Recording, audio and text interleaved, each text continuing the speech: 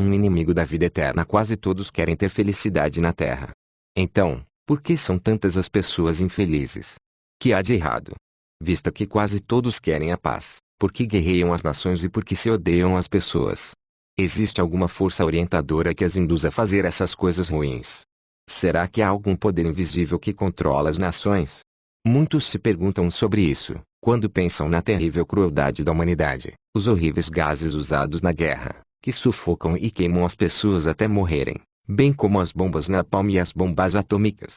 Pense também nos lança-chamas, nos campos de concentração, nos massacres de milhões de pessoas indefesas, como no Camboja, nos últimos anos. Acha que todos esses males aconteceram por mero acaso? Embora o próprio homem seja capaz de cometer tais atos terríveis, quando se pensa na crassa maldade dos atos que comete, não parece que ele está sendo influenciado por um poder maligno, invisível. Não há necessidade de fazer conjecturas. A Bíblia mostra claramente que há alguém invisível, inteligente, que tem controlado tanto os homens como as nações. Na Bíblia, Jesus Cristo chama este poderoso de governante deste mundo. Leia em sua Bíblia João 12:31, João 14:30 e João 16:11. Quem é? Para nos ajudar a saber quem é, pense no que aconteceu no começo do ministério de Jesus aqui na terra. A Bíblia nos diz que, depois de Jesus ter sido batizado, ele foi ao ermo, onde foi tentado por uma criatura invisível chamada Satanás, o diabo. Parte dessa tentação é descrita do seguinte modo: novamente, o diabo levou a um monte extraordinariamente alto e mostrou-lhe todos os reinos do mundo e a glória deles, e disse-lhe: todas estas coisas te darei, se te prostrares e me fizeres um ato de adoração. Leia Mateus 4:8, 9. Imagine só o que o diabo ofereceu a Jesus Cristo. Ofereceu todos os reinos do mundo. Será que todos esses governos do mundo pertenciam realmente ao diabo? Sim, porque de outro modo como os poderia ter oferecido a Jesus? Jesus não negou que eram de Satanás, o que teria feito caso não pertencessem a Satanás. Satanás é mesmo o governante invisível de todas as nações do mundo. A Bíblia diz claramente: o mundo inteiro jaz no poder do iníquo. Leia 1 João 5:19. De fato, a palavra de Deus chama Satanás de Deus deste sistema de coisas. Leia 2 Coríntios 4:4. Se não lhe pertencessem, poderia Satanás ter oferecido a Cristo todos estes governos mundiais? Esta informação nos ajuda a entender por que Jesus disse: meu reino não faz parte deste mundo. Leia João 18:36. Ajuda-nos também a entender por que as nações se odeiam e procuram destruir-se mutuamente, quando o desejo de todas as pessoas normais é viver em paz. Sim, Satanás está desencaminhando toda a terra habitada. Leia Apocalipse 12:9. Ele gostaria de desencaminhar também a nós. Não quer que recebamos de Deus a dádiva da vida eterna. Por isso temos de lutar para impedir que ele nos influencie a fazer o que é mal. Leia Efésios 6:12. Precisamos saber sobre Satanás e como ele age, para podermos resistir aos esforços dele de nos desencaminhar. Quem é o diabo? Satanás, o diabo, é uma pessoa real. Ele não é meramente um mal existente em toda a humanidade, conforme alguns talvez creiam. Naturalmente, os humanos não podem ver o diabo, pela mesma razão que não podem ver a Deus. Tanto Deus como o diabo são pessoas espirituais, formas de vida superiores aos humanos e invisíveis aos nossos olhos. Leia João 4:24. Mas se Deus é amor, poderá perguntar a alguém: por que fez ele o diabo? Leia 1 João 4:8.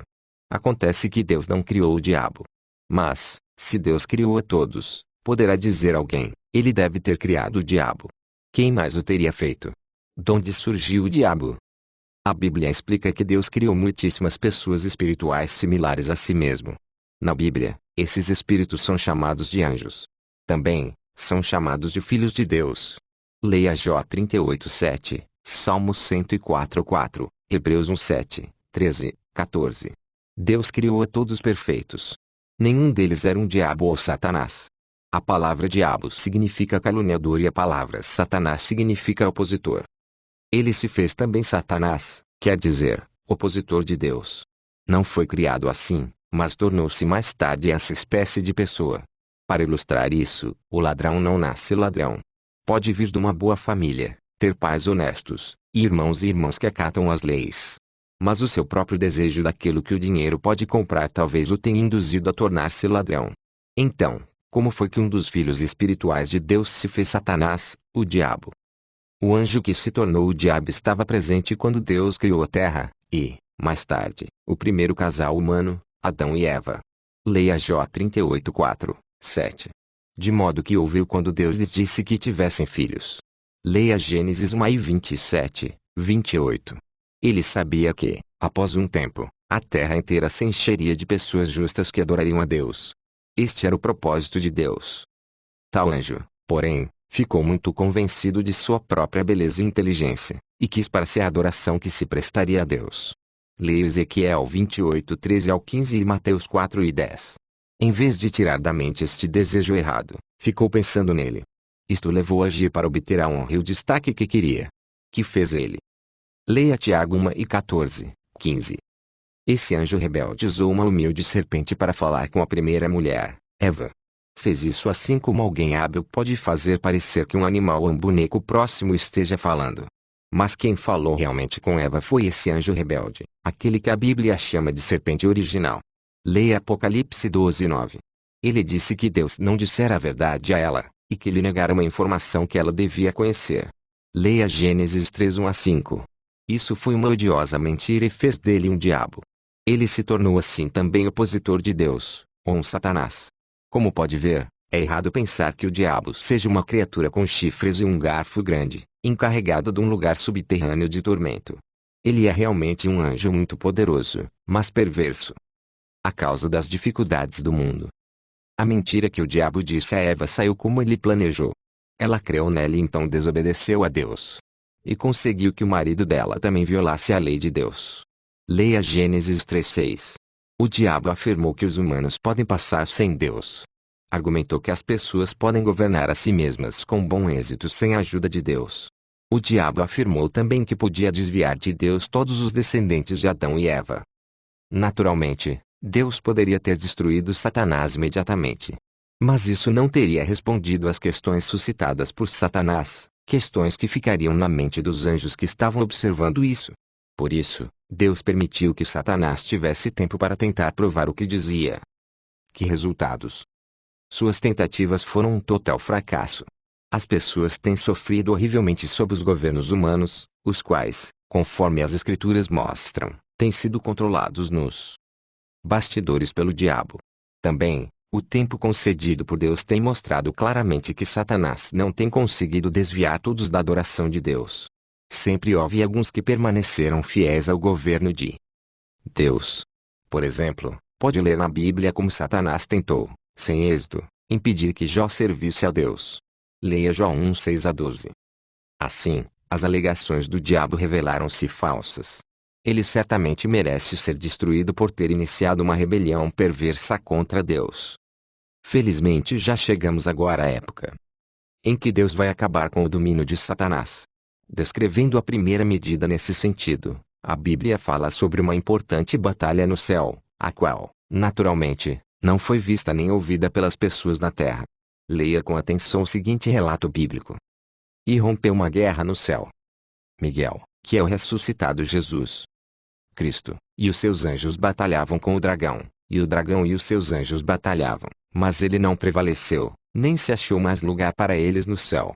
Assim foi lançado para baixo o grande dragão, a serpente original, o chamado Diabo e Satanás, que está desencaminhando toda a terra habitada. Ele foi lançado para baixo, a terra, e os seus anjos foram lançados para baixo junto com ele. Por esta razão, regozijai-vos, ó céus, e vós os que neles residis. Aí da terra e do mar, porque desceu a vós o diabo, tendo grande ira, sabendo que ele tem um curto período de tempo. Leia Apocalipse 12:7 ao 9, e o 12. Quando houve essa guerra no céu, a evidência indica que aconteceu por volta do tempo da Primeira Guerra Mundial, a qual começou em 1914. Conforme Apocalipse salienta, Satanás foi removido dos céus naquele tempo, o que significa que estamos vivendo desde então no seu curto período de tempo. De modo que os atuais são os últimos dias do mundo de Satanás. O aumento da violação da lei, o medo, as guerras, a escassez de víveres, as doenças e outras condições aflitivas que temos tido são prova disso. Leia Mateus 24:3 ao 12, Lucas 21 e 26, e 2 Timóteo 3:1 ao 5. Visto que Satanás sabe que seu curto período de tempo está prestes a acabar, ele se esforça mais do que nunca a impedir que as pessoas sirvam a Deus. Quer levar consigo a destruição o maior número possível de pessoas. É com boa razão que a Bíblia o descreve como um leão que ruge, que procura alguém para devorar. Leia 1 Pedro 5:8, 9. Se não quisermos ser apanhados por ele, precisamos saber como ele ataca e também como desencaminha as pessoas. Leia 2 Coríntios 2:11. Como Satanás desencaminha as pessoas. Não pense que os métodos que Satanás usa para fazer com que as pessoas o sigam sejam sempre fáceis de discernir. Ele é mestre em enganar as pessoas. De fato, no decorrer dos séculos, seus métodos foram tão espertos, que muitos nem mesmo acreditam que ele exista. Para tais, a perversidade e o mal simplesmente são condições normais que sempre existirão.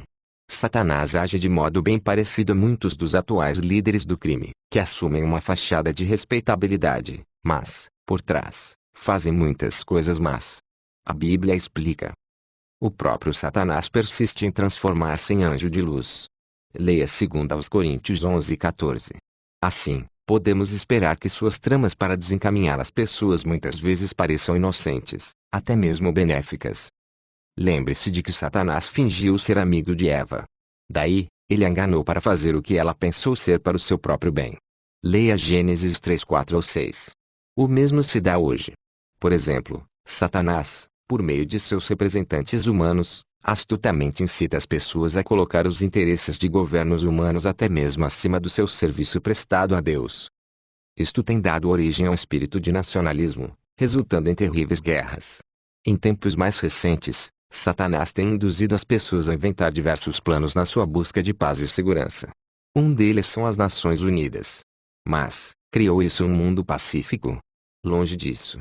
Mostrou antes ser um modo de desviar a atenção das pessoas do arranjo de Deus para introduzir paz na humanidade, seu iminente reino sob Jesus Cristo, o Príncipe da Paz.